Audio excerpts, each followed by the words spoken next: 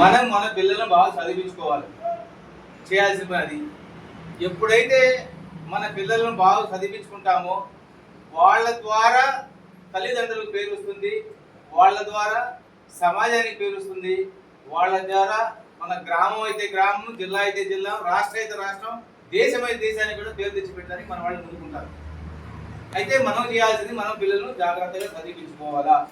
ఏ విధంగా కోడి గుడ్లు పెట్టి పిల్లలు చేసి ఏదన్నా విపత్తు వస్తే రెక్కల సందర్భం దాచిపెట్టుకొని ఆ శత్రువులతో తల్లి పోరాడి మళ్ళీ ఆ పిల్లలను కాపాడుకుంటుందో ఆ విధంగా కాపాడుకునే దానికోసం మేము జిల్లా ఎంప్లాయీస్ అసోసియేషన్ ఒకటి ఏర్పాటు చేసి దాని ద్వారా మన వాళ్ళతో సభ్యత్వం ఒకటి ఏర్పాటు చేసుకొని ఆ సభ్యత్వం ద్వారా ఒక నిర్ణీతమైన అమౌంట్ ఏర్పాటు చేసి ఆ నిర్ణీతమైన ఏర్పాటు తర్వాత దానికి వచ్చే బ్యాంకులో డిపాజిట్ చేసి దానికి వచ్చే ఆదాయాన్ని ప్రతి సంవత్సరం మనం ఒక ఐఏఎస్ పిల్లకాయని తయారు చేయాలనే కాన్సెప్ట్తోనే మేము ముందుకు రావడం జరుగుతూ ఉన్నది.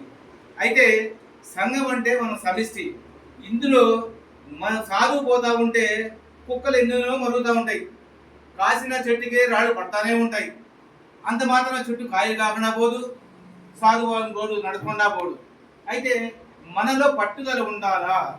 మనము ఒక వ్యక్తిగా మనం పుట్టినాం, మనము ఏమి చేయాలా, ఏమి చేస్తే మన సమాజం బాగుపడుతుంది, మనం ఏ విధంగా నడుచుకోవాలా అనే ఉద్దేశంలో ప్రతి ఒక్కరం కూడా ఎవరి వంతు వాళ్ళు బాధ్యతగా నెరవేర్చగలిగితే మనం అందరికన్నా మన ఈ భారతీయ సమాజంలో ముందుంటాం, అగ్రగామిలో ఉంటాం.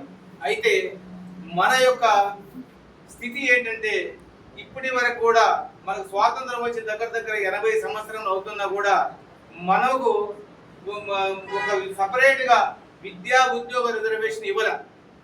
అయితే 2010లో సెంట్రల్ గవర్నమెంట్ ఏదైతే ఉందో అది ఓబీసీ ముస్లిం, అంటే మనం ఓబీసీ ముస్లింలో ఉన్నాం కాబట్టి ఓబీసీ ముస్లింలకు 4.5% రిజర్వేషన్ కేటాయిస్తున్నామని ఆ రోజు చెప్పి మనకు జీవో ఇష్యూ చేసింది. అయితే ఆ జీవోను మన బీసీ సంఘం అధ్యక్షులైన ఆర్ కృష్ణయ్య గారు కంటెస్ట్ చేసి మనకు దాన్ని వర్తించకుండా సుప్రీంకోర్టులో కేసు ఉంది. అయితే ఇక్కడ ముస్లింలకు 4% రిజర్వేషన్ వస్తే ఈ రిజర్వేషన్ మన హైకోర్టు కొట్టేస్తే ఈ కేసును మళ్ళీ సుప్రీంకోర్టులో వేసుకున్నారు.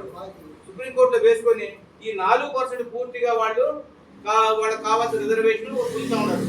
అయితే దానికి ఆడవాళ్ళు మనకు అడ్డు వస్తుందని చెప్పేసి ఏదైతే ఓబీసీలకు 4.5% రిజర్వేషన్ ఇచ్చారో దాన్ని ప్లస్ ఈ యొక్క రాష్ట్ర ప్రభుత్వం ఏదైతే ముస్లింలకు 4% రెండింటిని క్లబ్ చేసుకున్నారు, అంటే ఒక కట్ట చేసుకున్నారు. అది కొట్టే ఇది కొట్టాలా, ఇది కొట్టే అది కొట్టాలనే కేసు క్లబ్ చేసుకుని వాళ్ళు దాదాపు 20 సంవత్సరములుగా 4% రిజర్వేషన్ పొందుతూనే ఉన్నారు.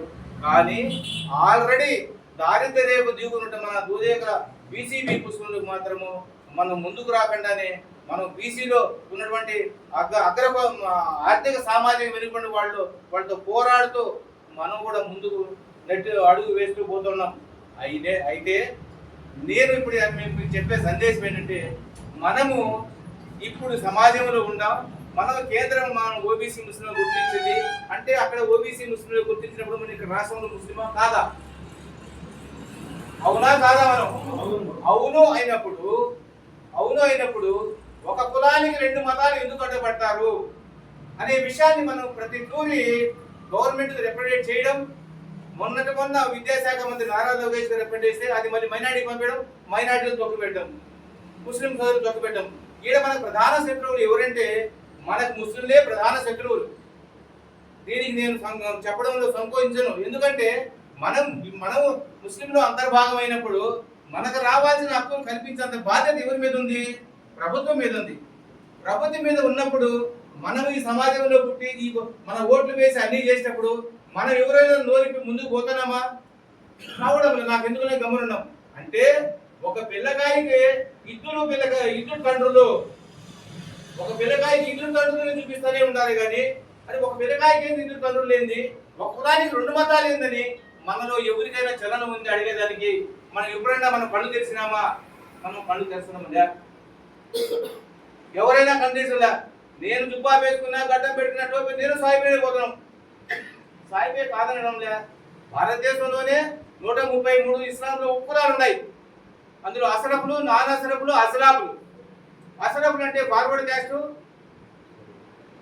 నాన్ అసనాపులు అంటే బ్యాక్వర్డ్ క్యాస్ట్, అసనాపులు అంటే ఇంకా అది తక్కువ ఉన్నటువంటి. మనము ఈ దూదేకలైనటువంటి ఓబీసీ ముస్లింలు మనం అట్టడుగు లోయర్ క్యాస్ట్ అని చెప్పేసి మనకు ఏ మైనారిటీ ప్రిన్సిపల్ అయినా ఏ లెటర్ ఇచ్చినా జీవో ఇచ్చినా they are belongs to lower Muslim level caste అని ఇస్తారు. అది మీరు గమనిస్తారు లేదు? అంటే మనం ముస్లిం ఉన్నప్పుడు మనకు హక్కులు రావాలా లేదా? గత ప్రభుత్వంలో 4 ఎమ్మెల్సీలు ఇచ్చినారు. ఏ మనలో ఎమ్మెల్సీ అర్హత గల ఎవరు లేరా? ఎందుకు అడగలే మనము? మన ఓటు కూడా వేయడం లేదా? దీనికోసం అని చెప్పేసి ఈ మధ్య